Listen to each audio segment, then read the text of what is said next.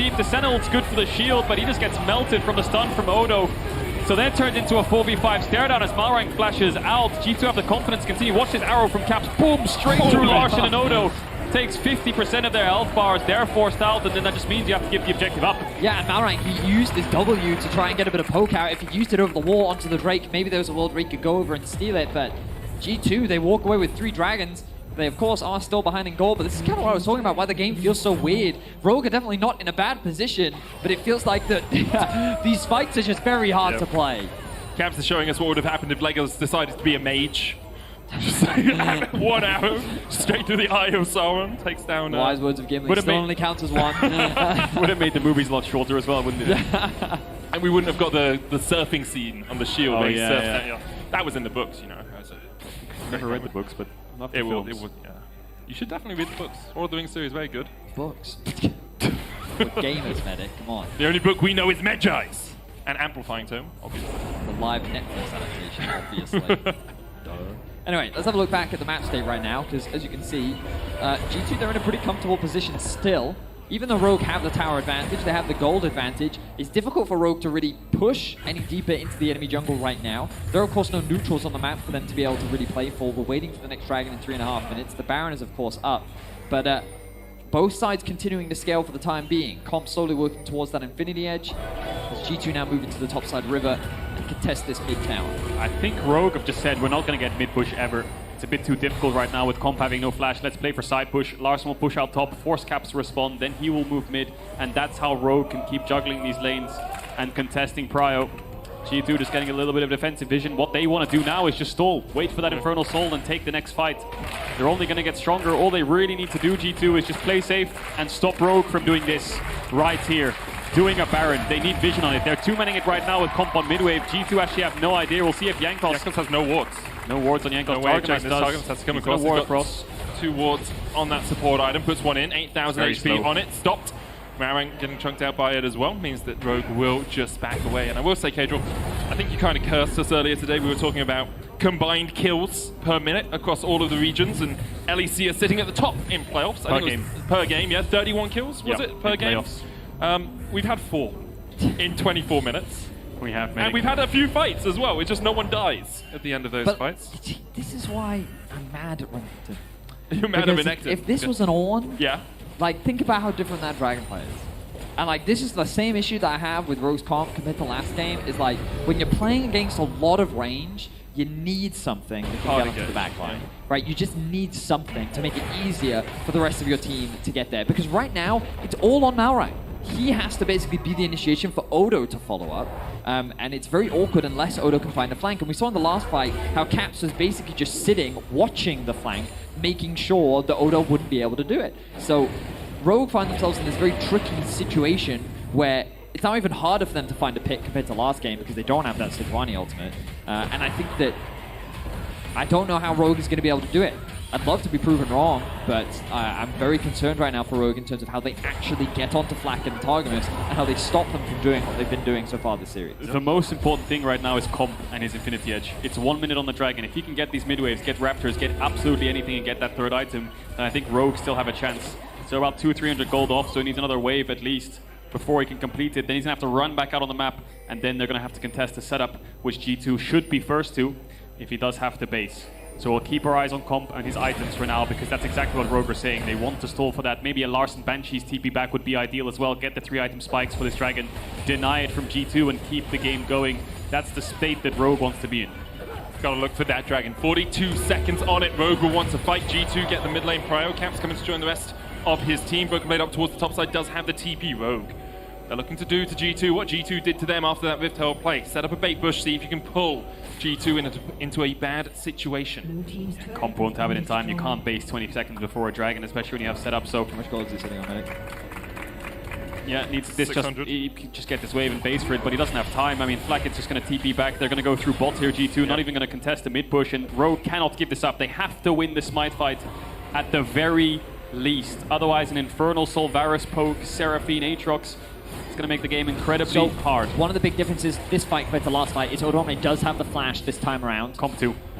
Everyone has their summoner spells on both sides. Broken Here Blade, comes Broken Blade. Keep your eyes on it.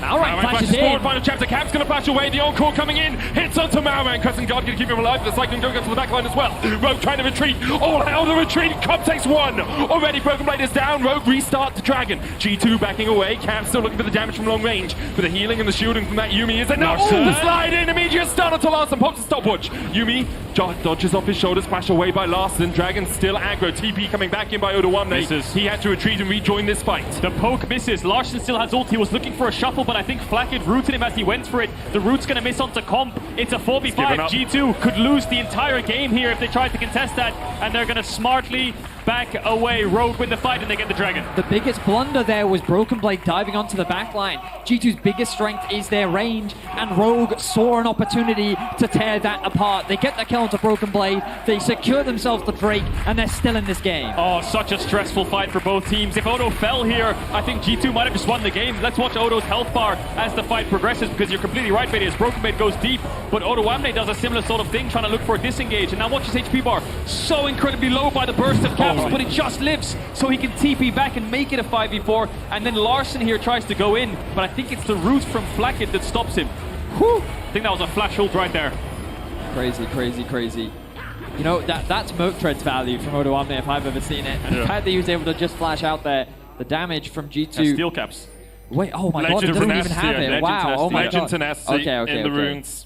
Now, I think Rogue are going to put their foot on the gas. Would have been Rogue's going to speed this game up now, because with a Varus and a Seraphine and a Senna no flash, and you have things like a Renekton and a Azir, a Sivir ult with a Yuumi, they need to start Baron and turn if they want to find a way back into this game, because yes, you could stall till the next Dragon, but do you really want to just risk this game on a 5v5? I think they should start forcing.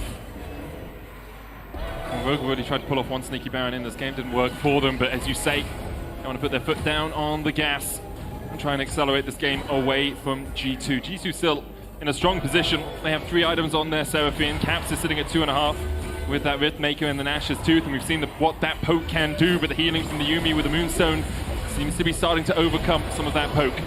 Tower will fall in the mid lane. G2's third of the game. Gold even between these two teams as we get towards that 30-minute mark. I do think it's quite interesting, the itemization differences we see between Larson and Caps when it comes to the Azir.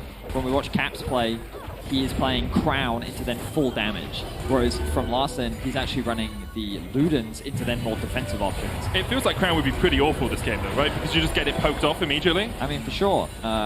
It's just interesting in how they different approach, because I think that Caps' whole philosophy is the way he uses Crown is I'm going into melee range and then to do as much damage as possible. I have that window of less damage. Yeah, exactly. Whereas Larson is a lot more about playing back, leveraging his front line to then try and chip away at his opposition, and then trying to be a lot more defensive and making sure that he stays alive throughout the entire fight. We'll see if Larson is able to dish out the needed damage to be able to come out on top. 4-1 of the kills. The goal is pretty much dead even. G2 still find themselves at soul point. You can see the poke damage that has come out from Caps has been astronomical. And Comp's never been in a position to dish out the damage the way Sivir would, which is you hit a front line and the ricochets bounce and they bounce and they bounce and they bounce, and people get chipped away at by the Sivir. I was wondering whether Comp was topping those damage charts, but Poke at the moment beating out consistent DPS when it comes to these team fights. So now Rogue actually have position in mid and top side. They have vision, they have Odawamne up here, they have QSS on Comp, ready for that Varus ult or a Seraphine ult or some kind of Senna route if it lands onto him. I think this is their window to take this top side vision and look for a start. They should have flash timers. They know they have about a 15 to 30 second window. If they don't take this window, then they're going to have to wait for the next Dragon. I don't think they can force a Baron when G2 have all their sums up, and it looks like that window's closed. 5 seconds on the flash from Flakked. 5 seconds on the heal from Trimby. The heal coming up to target at exactly the same time as Trimby's. Now both those heals are backed up and available. 3 seconds on the flash from Malrang. Summoner spells slowly coming their way back online. Dragon spawns in about a minute and a half. Items continue to be completed, and ultimately this game will be decided by the fights. And it's funny because I feel like a lot of these fights are very awkward for both sides. Yeah. It's just not conventional team fights, right? Like usually we, especially at the moment, we're used to AD carry hits the front line for a while, other AD carry hits the front line for the while. They both jump away from anyone that dives. Both ults, exactly. Sivir, Zeri, they do the zoomy zooms. Like that's typically what we're used to seeing. But now it's all about the poke battle almost. Which top laner is going to sacrifice themselves first to be able to get in range? The junglers are both, well, while being tanky, incredibly squishy. It's a tense one for sure. It's a poke battle, but it's also a flank battle because now Broken Blade has GA. If he can buy time for his team while they can start to step forwards, you know, if Avaris can step up and have the confidence in the space to ult flash onto an Azir and Q, he's basically dead. Luckily for Larson, he has things like the Zhonya's to negate a lot of that, but you get the idea, right? If Broken Blade can start buying time on flanks, or if Odoamne can flank Flakked and force him out of a fight so they split up, that's what a flank causes. It causes your team to split up. And once you're split up in this comp of G2, that's when Rogue can start to pick you apart. So they need to stay together, go through bot together, stay behind Jankos, and maybe, just maybe, their range will help them in these fights. Larson and Comp on those 3 item spikes this time around. We're setting up for round 2 of the Infernal Soul. 3 seconds on it. It's going to spawn in. Infernal Chains dodged away by Odoamne there. He's got a Yuumi on his shoulder. A cat in the bag, it seems. It's G2 start up the Dragon once again. It's a similar playbook to every other time before. They might just look for the 50-50. They might just look for the smite fight. Broken Blade on it right now. Jankos down to 3,000 HP. Malwang kept at arm's length. The final chapter coming out. Jankos gets it! Infernal Soul secured! And now Odoamne diving onto the back line is already dead. G2 could open up, but Broken Blade needs that GA to bring him back. Cats, what poke you got? You're in a 4v3 situation right now until that GA brings back Broken Blade. The slide in by Larson, but he only catches Broken Blade. That's one. Stopwatch coming out as well. Malwang low. He's going to pop a stopwatch of his own. Comp trying to get in with the damage, but Comp will fall. Targamas and Flakked versus 3 from Rogue. Malwang rooted up. Malwang healed. The healing from the Yuumi is absurd. But so is Targamas. A triple for Seraphine. And G2 come out on top. It's only the supports that live. 8 members die in total. But the most important thing is that G2 get the Infernal Soul. And the Senna might just get this bot tier 2. The Yuumi has no one to hug onto. No one to hold onto. She just has to watch this bot tower fall. So many clutch plays came through. But that smite may have just won them the game. What chaotic team fighting by don't say. Jankos. He just comes up clutch. He's done it multiple times this series, being able to secure these smites. If we can get a slow-mo of servers just as Jankos and Malrang contest for this Dragon, I'd love to see how low it gets. Because here we go. Oh my god, so did the smite come out early? It looked like a huge chunk of damage down to 500 HP. Jankos then secures it. We see Odoamne dive onto the backline. He gets melted. Jankos is the same. He then gets melted. And then at this position, you think Rogue, they can win the team fight. Let's watch Larson in slow-mo as well, because, I wonder what happened with his flash there. He did use it. I wonder if he tried to predict them, but I'm not actually sure which direction the flash went in. I don't know if his full WEQ went off, but then it was just Targamas and Flakked versus 3. And they decided to go for Flakked over Targamas. Could have been a mistake. Flakked only had 1 combo left of mana. But that was enough to get a double from the Liandry's, I believe, and the damage from Targamas. Yeah. Oh my god, the bot lane from G2. I can't believe that it was 2 supports that ended up living at the end there. That's just the damage from the last fight, and you can see that Rogue is definitely not lacking in that department. But Odoamne may be losing his life. Broken Blade looking for the chase here. World Ender popped. Odo still has flash. Maybe G2 don't know that he still has the flash from the last fight. He will burn it to get away from the chain of corruption and escape.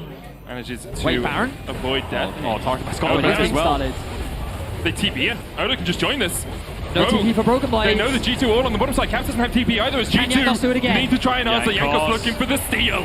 Already got 2 so far this series. Instead, he looks for Odoamne. Takes him out. Jankos able to escape as well somehow. Now can he dive back in? Doesn't have the flash, doesn't have the decoy. But that Baron is low. 5 taken by Malwang. Rogue start to retreat. Malwang will sacrifice himself to try and get the rest of his team out, but the Dawning Shadow will stop the ports.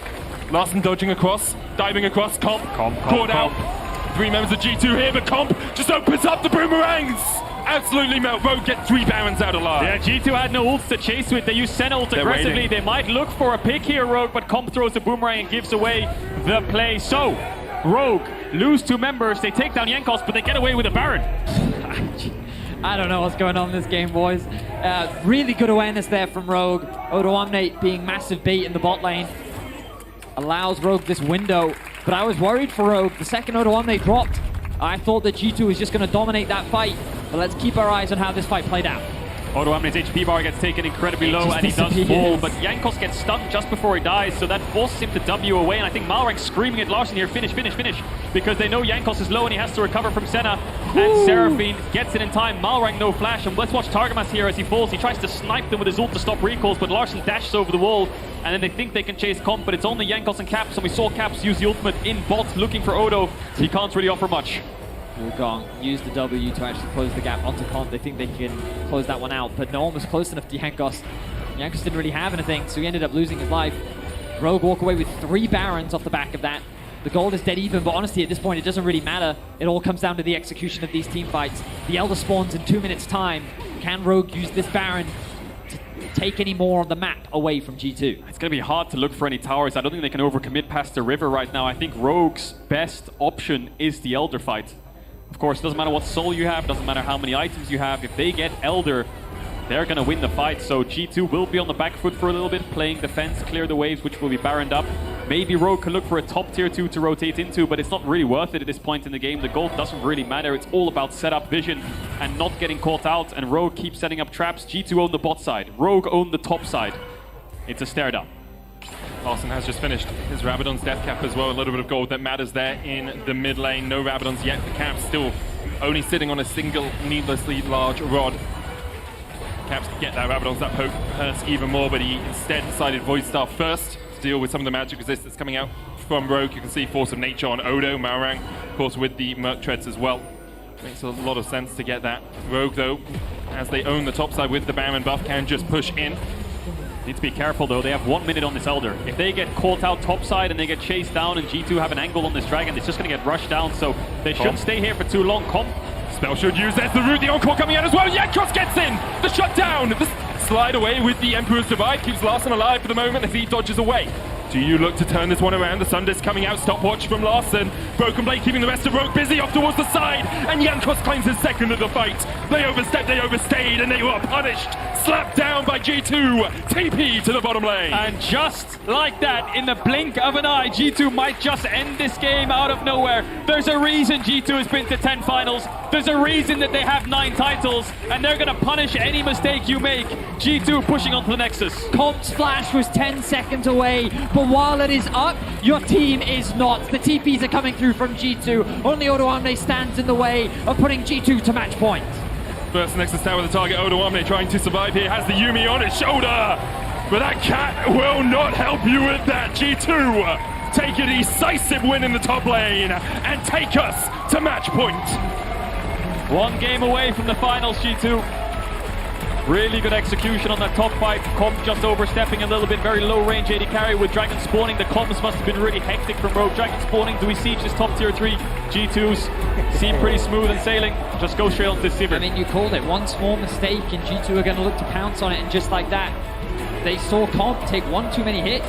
The range really hurt him there. He was trying to get hits down onto the tower. He overstepped ever so slightly, and that small mistake was immediately blown up into a massive teamfight win for G2. Must be a really frustrating game for Rogue there as well, because yes, you gave over the soul, so the game felt really almost out of your hands because of how much power it gives you, the enemy team. But with Dragon, Elder in 1 minute, and you have control of the map with Baron, you can set up and actually get a good team fight. Yeah, but it felt like they had the Baron, they knew they had a temporary buff, and they wanted to accelerate the game. You said they needed to put their foot on the gas a little bit. They were trying to do that, and all it takes is a misstep against this comp. They have so much CC, so much lockdown. They've got the slows from the Rylai's, from the Seraphine on top of that. It just becomes so difficult for Rogue to play out those comps, and now we have to see what Rogue's next answer is, because they picked the Azir, that was answered by the Varus, didn't really change too much, but that Seraphine center bot lane is causing them problems. I think they go back blue side again and first pick Azir, run it back. I don't think there's too much to read into this Varus pick. They seem to be able to shut it down through lane phase. The biggest question I have is the Renekton. Is the Renekton really worth this much prio? It's not. It was the same last week as well. I think the answer is no for Rogue. The Azir, the Varus pick didn't seem to do that much this game. Yes, it had a lot of poke, but it didn't seem like a game-deciding pick. Agreed, and I really feel like it was the Senna Seraphine that was the biggest problem. Okay, guys, I have to hand it over to the analyst desk, but do we think they're sitting or standing? Kadron? Standing. Ready? I'm going to say standing because it might be the final game. Shox, Treat, Skullborg, take it away. Standing by at the analyst desk. Kind of. I guess you're actually sitting. You're actually sitting. G2, though, they are standing up in this series. It was all over very fast after what was quite a back-and-forth game in many aspects of it. I'd like to pick the talking point about the Seraphine and the Senna up for sure, but I also want to talk about the Varus just a little bit. I know it's been said, but Caps does love to play it, especially into Azir, but what's the setup in the runes? So, I mean, it's just like, I feel like it's pretty standard in terms of what you get out of Varus. So you just go for that lethal, or not lethal tempo, but Halo Blades. Like, it's so quickly to just stack up your passive. When the passive is stacked up, well, then it's easy to get your spells through.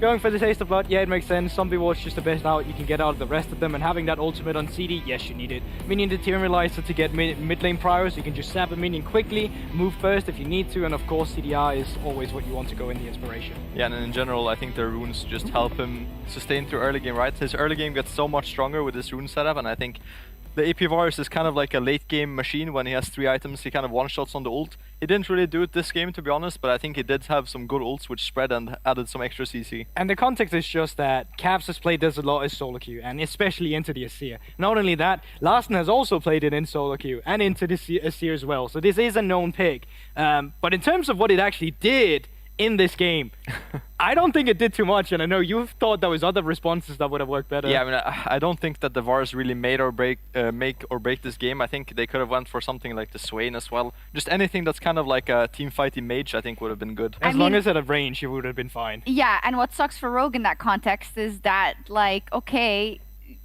we now need to think about it, but it didn't really influence the game. It was many other things. Do you agree with what the casters there set up in terms of it's the Renekton that's an issue and the Prio on it, and also the bot lane? I completely agree, because what happens when you have a Varus, if he played against Dawn, you can't go Varus here, because then all of a sudden there's long range engage, you have the Asir to follow up, but when you have the Renekton, that's why Varus wants to come through. Renekton hate playing against a range champion, Renekton hates playing against stuff that locks him down, and they just get to play around, sit on the backline, and pick and poke forever. Yeah, I think the G2 comp is just very, very long range and very hard to deal with for Renekton. I think that, like, Rogue is trying to build a front-to-back comp, but then they have Renekton there. I don't really see the point. I think it does have a strong early game, obviously, but like the early game is not really a big point of talk right now. I think it's just down to the team fights, and Renekton is just not that strong there. Yeah, all I've been hearing here today, but also in the rest of LEF, is range, and just especially because obviously it's always important, but some teams really lacking in their draft comparatively. We need to move on, GB. I'd like to take a look at some team fights that I'll gladly give to you. G2 is dragon stacking rather. This is where it doesn't go well, so what changes from this one to the next one we're going to Yeah, so I think this one is just a bit sloppy on all parts, even though Malron gets a really good engage that gets flashed out. Flacket ultimate barely does anything. You hold on to that here, that has way more value. The problem is BP gets instantly blown up as well by the rest of them. And this fight could have gone way worse had G2 not had a composition where you play so much range. Yeah, and here you kind of see the weakness of the AP Varus, I think. Without the ult and without being able to stack a bunch of stacks and one-shot with the Q, I think the pick just doesn't have much value, right? So he misses his combo here on Malrang to maybe almost one-shot him here, I would say. Yeah. And then he just has no gas left in the tank, and they just have to kind of disengage it. It's an easy come to pylon when there's nothing punishing you, right? Because it's so sustainable as well, with the Senna heals, with the Seraphine heals on top of the shielding as well. And because of that, they're allowed to stick around and make small mistakes. And I guess from the side of Rogue, the task is in that, okay, you can't allow them to get that healing in, so you need to one-shot someone, ideally. And we see that they can, right? And we've seen it, how powerful the Sivir can be also. But in the next fight, then G2 rectify the situation. So what goes better for them here, and what goes different on the side of Rogue, Treats? I think in general, just G2, they don't want to mess up in the team fight, to be honest. Like, they just want to play it slow front to back and look for the angles with Jankos where they can one-shot someone. Yeah. So whenever you see them close together and they can just heal and shield and poke, that's when they drive. And I think as well here, they play into the win condition. You see Renekton forced to walk up towards their face immediately. Once again, Flacket ultimate goes a bit wide here and doesn't turn on too many. It pops the Banshee as well. But it's still the fact that you can just sit on so long range, you can still sustain as you're talking about. And now with an Infernal Soul on top of that, matters just gets way worse for Rogue. Yeah, I mean, Jankos went for the steal, right? So he kind of got isolated and died. So I think that gave an avenue back for Rogue in this team fight. I think they did have a good front to back here, right? The Azir was doing a lot of damage, the Sivir was doing a lot of damage, and it came down to this really clutch moment here where Flacket's Q just kills Q, I believe. So it was really down to the wire, and I said this as well in the desk or in the back room. Like, I've never seen a Yuumi survive a team fight, right? Yuumi as the sole survivor, that's a first for me. That's crazy. That is a strong cat. We're going to take a look at the final fight as well, because I think Rogue showed signs of life, unfortunately too late in this game, especially with the dragon stacking. They did manage to get a Baron after all as well, but here is where they overpush. Yeah, I mean, Comp just doesn't have flash here, right? Like, I think if he has flash, it's fine to play this aggressive, but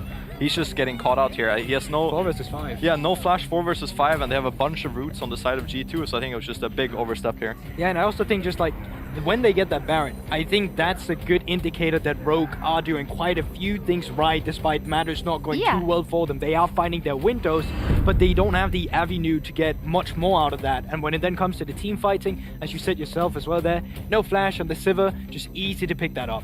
Sorry. Bless you. Thank you. The air conditioning. In any case, for Rogue with their backs against the wall, as you say, they do try to kind of problem solve in the situation, but it's not enough. They'll be on blue side once again. Before we dive into the discussion about the next game, Targamas this series 3-0 and 23, 100% kill participation. Second time in a row. Yeah, which was funny because we this is over the series. But we were talking about Broken Blade actually when we were watching the game, and he was like 0-3-0, 35 minutes into the game, but he finally got an assist, I think, or a kill. Yeah, he got got the last killed. kill, I think. Yeah, He got a we were kill. like, nice That's one, when I knew BB. it was over. When Yeah. BB finally picked up a kill. He finally I knew picked up a G2 had kill. it. So let's look at it then from the perspective of how does Rogue get back in this series. Now, we've seen them do well, right, in best of fives in terms of the full 5 games, fight back also versus Mad. But what do they need to change immediately, Treats? I just really want them to have a strong 5v5 comp. Like, Yeah. just drop the Renekton and ban the Senna, and then just have this kind of a Sivir Zeri trade. Just ban the Kalista as well to remove some explosiveness out of the side of G2, and I think, yeah, just a stable front to back. Just pick the Ornn maybe pick the Sejuani.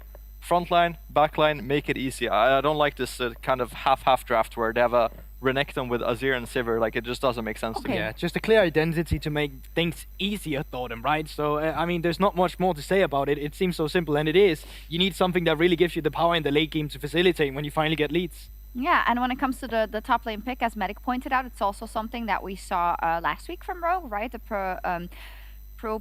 proficiency, which word am I looking for? Yeah, No native English speakers on the desk. Never mind. Crocodile. Yes, their preference for the Renekton. Speaking about Worlds, both of these teams, of course, have locked their spot already at Worlds, but you can do the same because registration for pre-sale tickets Oh for my Worlds God. 2022 is now open. Tickets for the most stagers are available starting September 6th for MasterCard holders, September 7th for verified fans, and September 8th for the general public. You can check out lolesports.com for more dates and details, and also how you can get that verified fan status. So, is G2 closing out the series the next one, yes or no? Yes. I think so. Yeah, okay, well, then that's right. We'll see if G2 is able to close it out or if Rogue can come back in this series. Please, Rogue, give us some more games, but we'll be back with Game 3 after the break. I love this.